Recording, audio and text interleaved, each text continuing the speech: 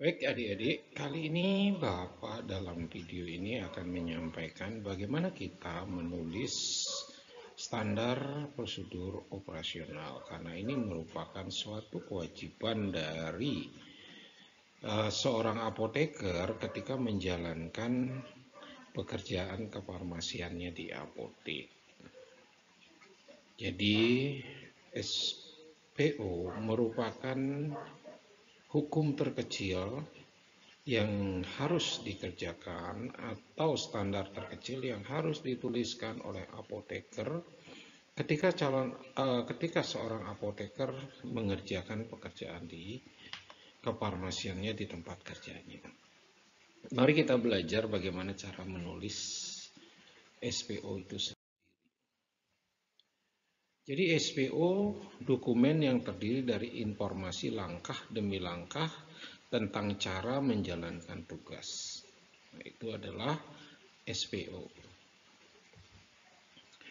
SPO yang ada mungkin hanya perlu dimodifikasi atau diperbaharui, atau Anda mungkin berada dalam suatu skenario di mana Anda harus menulis dari awal. Kondisi ini kadang-kadang diperlukan. Apakah kita merubah semua SPO yang ada karena terjadi perubahan peraturan, atau hanya menyesuaikan sedikit karena pembaruan dari pengetahuan yang kita pelajari terkait dengan kefarmasian. Kedengarannya menakutkan, tapi itu benar-benar hanya daftar periksa. Jadi SPO itu suatu daftar tilik step by step pekerjaan yang harus dikerjakan. Apakah dia sudah dikerjakan atau tidak, nantinya dia akan sebagai catatan bahwa kita telah melakukan praktek kefarmasian. Mari kita cara menulis. Part pertama, formatting your SOP. Bagaimana kita melakukan format dari suatu SOP? Choose your format. Jadi kita harus memilih format apa yang harus kita inginkan. Yang berikutnya adalah consider your audience. Jadi kira-kira audiens Anda yang akan menjalankan SOP Anda itu siapa saja, sehingga lebih mudah akan menuliskan bahasa yang akan dipakai sehingga mudah dipahami oleh audiens. Consider your knowledge. Jadi pertimbangkan background knowledge dari orang-orang yang akan mengerjakan SOP tersebut agar jangan terjadi misinterpretasi atau misunderstanding dari pekerjaan yang dikerjakan karena perbedaan gap dari knowledge. Decide between short or long form SOP. Jadi Anda harus berani memutuskan apakah merupakan short SOP atau long form. Jadi apakah singkat atau merupakan suatu SOP yang panjang, atau dari SOP yang sangat panjang Anda bagi-bagi menjadi SOP yang singkat. Jadi setelah itu keep your SOP propose in your mind. Jadi Anda simpan dulu SOP yang Anda akan buat itu di dalam pikiran Anda. Jadi belum menjadi suatu action, Anda baru memikirkannya.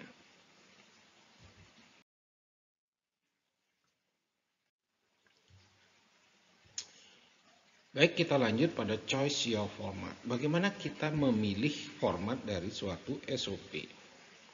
Bisa kita menggunakan simple format.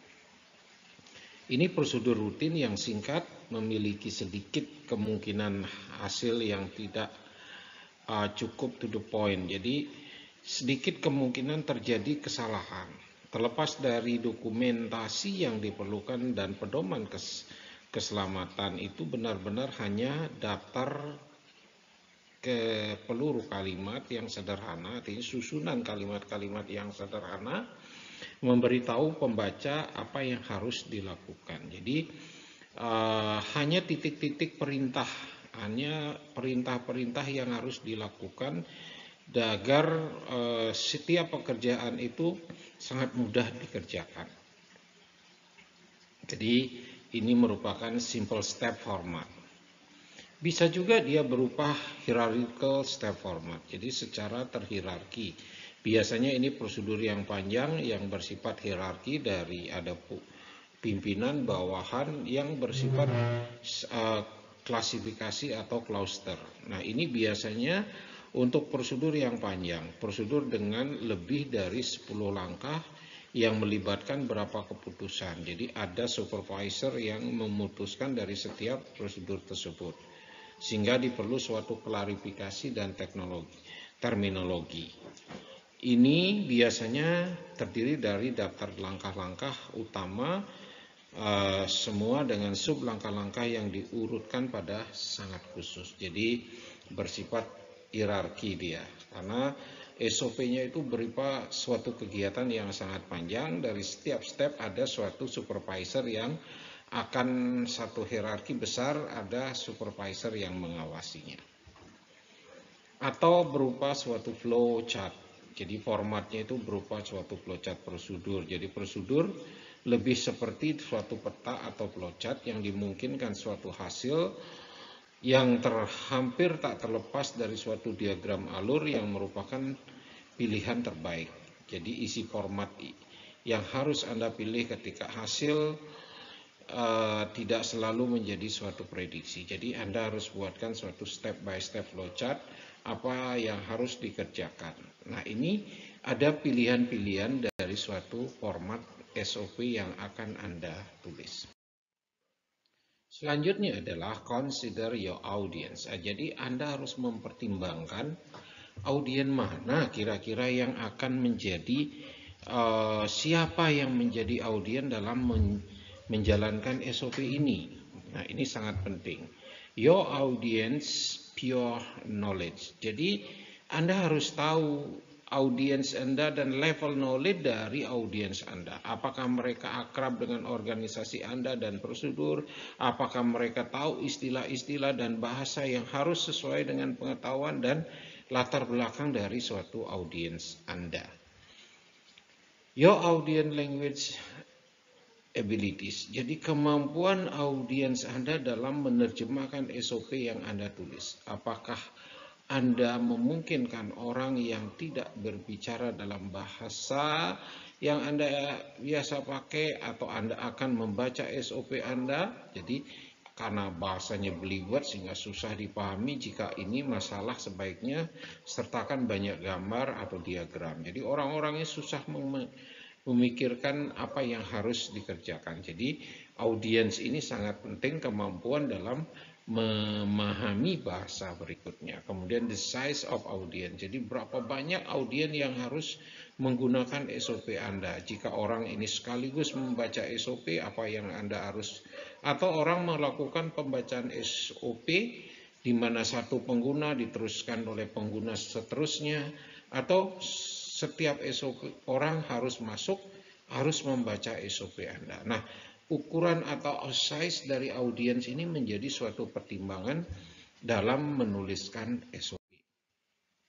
Consider your knowledge. Jadi, knowledge yang diperlukan. Are you the best person to be writing? Jadi, Anda orang yang tepat untuk membuatkan SOP. Do you know what the process entails? Apa yang Anda tahu percis apa yang Anda harus tuliskan dari setiap proses tersebut sehingga pekerjaan Anda berjalan dengan baik. How it could go wrong. Jadi bagaimana mungkin SOP itu bisa, atau step by stepnya pekerjaan Anda bisa menghasilkan suatu kesalahan. How it make it shift. Jadi SOP itu diperlukan untuk menjaga semua berjalan dengan aman.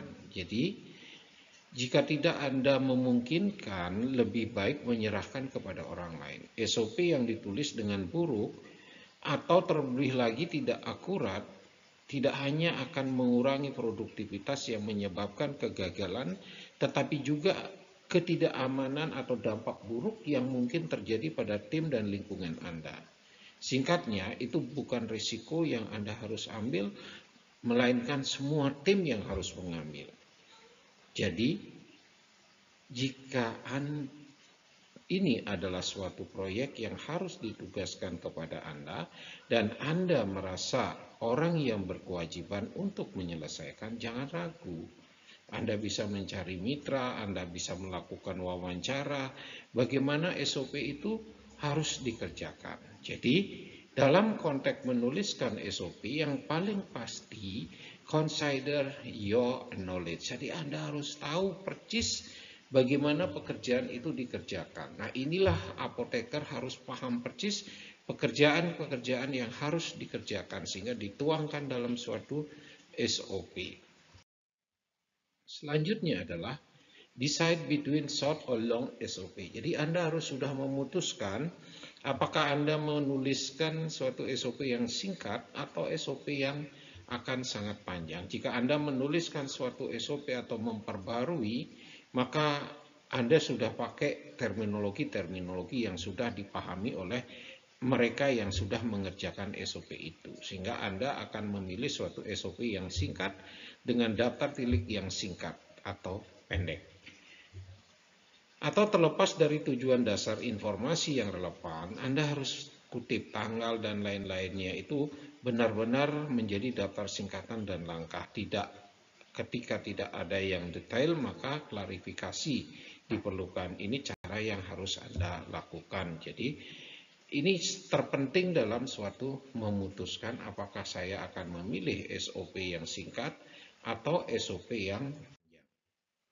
Keep your SOP in purpose in mind. Jadi ketika itu Anda masih membayangkan rancangan SOP itu masih belum Anda tuliskan. Anda memastikan standar kepatuhan terpenuhi, Anda memastikan kebutuhan produksi, Anda memastikan prosedur tidak berdampak buruk pada lingkungan, Anda memastikan keamanan, Anda memastikan semua berjalan sesuai dengan jalan jadwalnya untuk mencegah kegagalan dalam melakukan pembuatan, kemudian untuk digunakan sebagai suatu dokumen. Nah, ini tujuannya keep your SOP purpose in mind. Selanjutnya, kita mulai menulis. Setelah suatu rancangan Anda dapatkan, kita mulailah pelan-pelan menulis cover your necessary material. Jadi Anda harus mengumpulkan bahan-bahan yang diperlukan untuk menyusun SOP itu sendiri. Kemudian for the procedure itself, make sure cover following. Jadi semua prosedur itu Anda harus yakini dan pastikan semua sudah mengcover semua apa yang akan dikerjakan. Ya, kemudian make sure writing concise dan easy to read. Jadi tulislah sesuatu yang sangat simple, concise itu kompak dan mudah untuk dimengerti, dibaca. Itu yang paling penting dalam menulis. If necessary, interview the personnel involved in the process on how they execute the task. Jadi kalau diperlukan, Anda perlu melakukan interview pada seseorang, bagaimana dia mengerjakan pekerjaan tersebut. Nah, ini penting ketika Anda sudah menulis suatu tulisan concise. Break up the log chunk of the text with the diagram and flowchart. Jadi misalnya Anda nulis prosedur yang panjang banget yang susah dimengerti. Anda harus berusaha untuk memotong tulisan-tulisan tersebut dan buatkanlah suatu diagram agar lebih mudah dipahami. Ya. Kemudian make sure each page has control document notation. Jadi setiap lembar itu ada suatu dokumen kontrol yang Anda harus pastikan ada. Selanjutnya, apa saja yang terkait dengan Anda kumpulkan terhadap bahan-bahan yang Anda perlukan dalam suatu menulis SOP. Pertama, title page. Jadi Anda berikan judul. Judul prosedur, nomor identifikasi SOP, tanggal penerbitan atau tanggal revisi dari SOP, nama lembaga atau divisi atau SOP yang berlaku, kemudian tanda tangan dari mereka yang menyiapkan SOP yang menyetujui ini dapat suatu format yang Anda pastikan. Kedua, tabel konten. Semua bagian hanya diperlukan dalam SOP, Anda yang cukup panjang, buatkan tabel sebagai suatu standar yang sederhana sehingga akan ada lebih mudah mengontrolnya. Quality assurance and quality control. Jadi sesuatu prosedur bukanlah suatu prosedur yang baik jika tidak dapat diperiksa. Itu yang terpenting. Jadi setiap pekerjaan itu harus dapat di cross check dan diperiksa kebenarannya. Setiap bahan detail diperlukan agar pembaca dapat memastikan bahwa mereka telah memperoleh hasil yang diinginkan. Ini mungkin atau mungkin tidak termasuk dalam dokumen lain dari sampel evaluasi kinerja. Jadi pastikan bahwa SOP itu merupakan quality assurance dan quality control yang merupakan cross check dari suatu pekerjaan, sehingga apabila dia sudah mengerjakan dengan baik terjadilah kontrol kualitas dari suatu pekerjaan tersebut. Nah, yang dipastikan adalah referen yang diperlukan dalam mengutip SOP tersebut sehingga menjadi suatu lampiran atau aneks dalam suatu SOP. Yang bagian kedua adalah for the procedure itself, make sure cover following. Jadi suatu prosedur pastikan dia ngikutin ketentuan-ketentuan tertentu. Scope and applicability.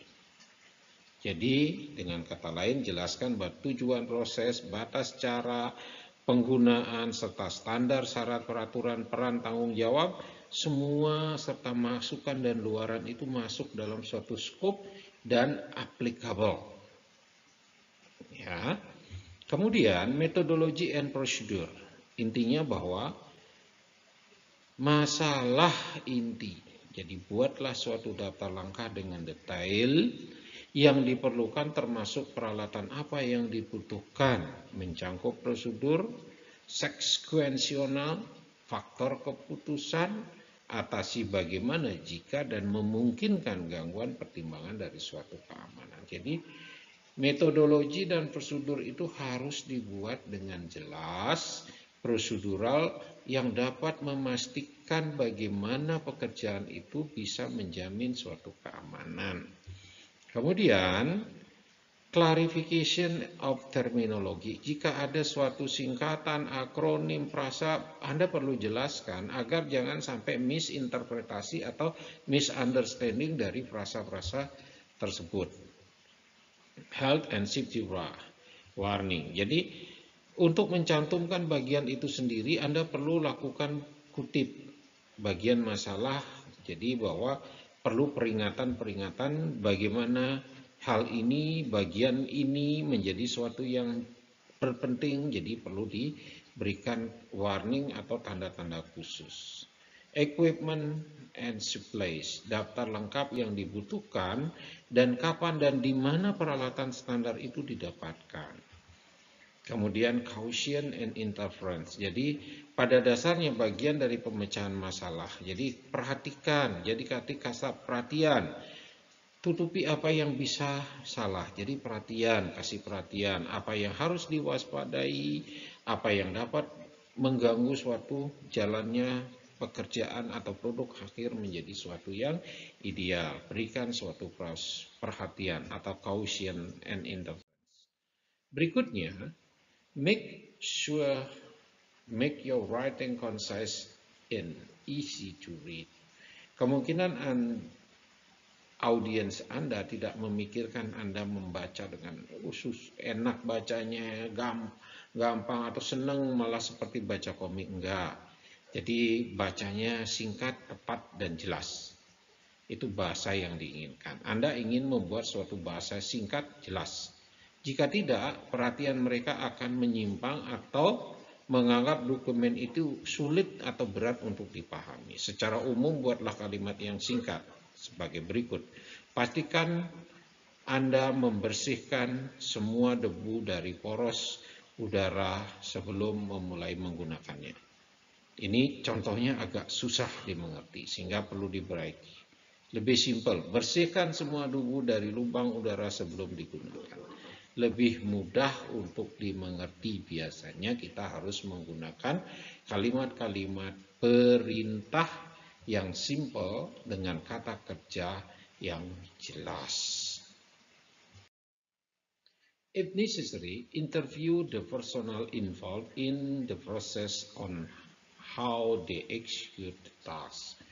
Jadi, hal yang terakhir yang Anda lakukan adalah menuliskan SOP ini benar-benar. Jika tidak akurat, Anda harus lakukan interview, kemudian Anda membahayakan keselamatan tim Anda, kemudian waktu mereka, Anda mengambil suatu proses yang mapan dan tidak mempedulikan sesuatu, mungkin dianggap sedikit menyinggung rekan tim Anda. Jadi pastikan bahwa Anda harus melakukan interview untuk memastikan semua akan berjalan dengan baik. Jika perlu, ajukan suatu pertanyaan untuk mendapatkan masukan-masukan bagaimana itu berjalan dengan baik. Tentu saja jika tidak tahu, tanyakan pada sumber yang lebih tahu. Jadi satu tim anggota Anda bisa menanyakan pada sesuatu fakta atau menjadi suatu tulisan dalam suatu akta. Break up large chart of the test with diagram and flow chart. Jika Anda memiliki suatu atau dua langkah yang sangat mengintimidasi, dipermudah pembaca Anda semacam bagan dan dia. Jadi kalau kalimatnya susah dan susah untuk dipahami, buatkanlah diagram agar lebih mudah, atau bahkan lebih mudah dipahami bagaimana pekerjaan itu harus dikerjakan. Itu membuatnya lebih mudah untuk membaca dan memberikan pikiran jeda singkat untuk coba memahami semuanya. Dan itu akan tampak lebih lengkap ditulis dalam bentuk kata baik untuk Anda. Jadi don't include this just in the bulk up your SOP. Jadi semua ditulis seperti susah sekali untuk dipahami. Ya, buatkan diagram, blok, satu langkah ke langkah yang lainnya sehingga Anda tahu step by step pekerjaannya. Make sure each page has a control document notation. Jadi SOP Anda mungkin salah satu dari banyak SOP. Karena itu mudah-mudahan organisasi Anda memiliki beberapa jenis database yang lebih besar yang mengkatalogkan semua data sistem referensi tertentu. Jadi setiap halaman itu pasti ada notasinya. SOP Anda adalah suatu bagian dari suatu referensi. Dan karenanya memerlukan beberapa jenis kode ditempatkan dan ditemukan. Di situlah notasi dimasukkan. Jadi setiap halaman harus diberi tanda, diberikan notasi, merupakan bagian dari SOP tertentu. Nah, akhirnya kita masuk pada bagian ketiga. Jadi ensuring success and accurate. Jadi test the procedure pertama kali. Have the SOP reviewed to those who actually do the procedure. Jadi yang biasa akan mengerjakan, berikanlah kesempatan untuk melakukan review dari SOP Anda. Have the SOP reviewed by your advisor and quality assurance team. Jadi berikan ke SOP Anda agar direview oleh advisor dan QC tim Anda, kemudian ujikan suatu saat, implementasikan, mulailah SOP pada suatu grup yang kecil. Jadi bagaimana tes prosedur? Jika Anda ingin menguji prosedur Anda memungkinkan belum menulis. Jadi kalau nggak nguji biasanya kita belum selesai nulis itu dengan baik.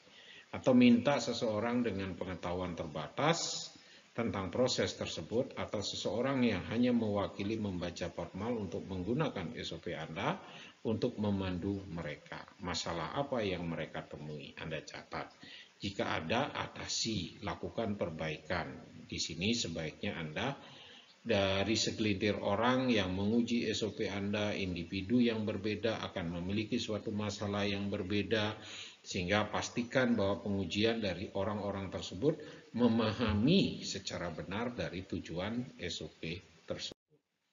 Kemudian have the SOP review to those who actually do the procedure. Jadi pada akhirnya memang benar dikerjakan. Jadi berikan pada bos Anda untuk bisa memahami atau memeriksa SOP Anda.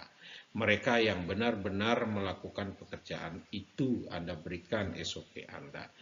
Kemudian jadi sebelumnya Anda menyerahkan pekerjaan ke atasan, mungkin barang-barang Anda dapatkan pada mereka akan melakukan pekerjaan itu. Jadi sebelum Anda store SOP ini kepada pimpinan Anda pastikan bahwa tim Anda yang mengkoreksi lebih dahulu.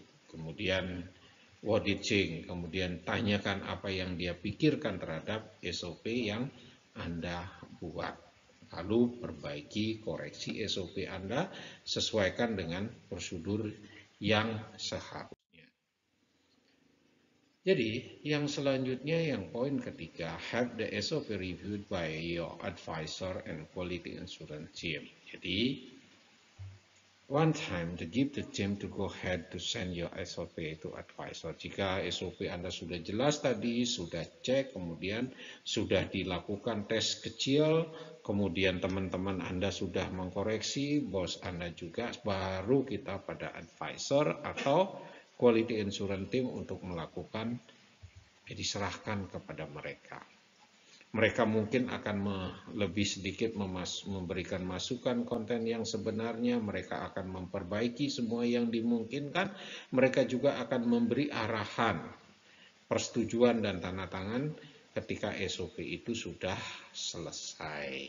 Nah, selanjutnya, uji sekali lagi, terapkan SOP tersebut. Jika sudah disetujui, Anda lakukan uji, terapkan. Nah, disinilah dipastikan Anda melibatkan suatu tim formal untuk melakukan uji tersebut dan mencatat apa yang terjadi. Kemudian adapun selain pekerjaan Anda kerjakan saat Anda menempatkan pengakuan SOP tersebut sehingga menjadi suatu SOP yang sesuai untuk menjaga keselamatan, produktivitas, dan kesuksesan. Nah, itu hal yang terpenting dalam menyusun SOP. Nah, demikianlah adik-adik, sebagai calon apoteker, adik-adik harus bisa membuat setiap step pekerjaan menjadi suatu pekerjaan SOP. Dalam penyelesaian SOP, disinilah dibutuhkan what science will be needed. Jika Anda sudah tahu peraturan perundang-undangan yang meminta Anda mengerjakan apa, Anda buatkan stepnya peraturan. Jadi ketika penulisan SOP, terjadilah suatu mix kawin antara prosedur peraturan perundang-undangan dan kelengkapan dari sains. Nah, ini yang terpenting dari penulisan SOP tersebut.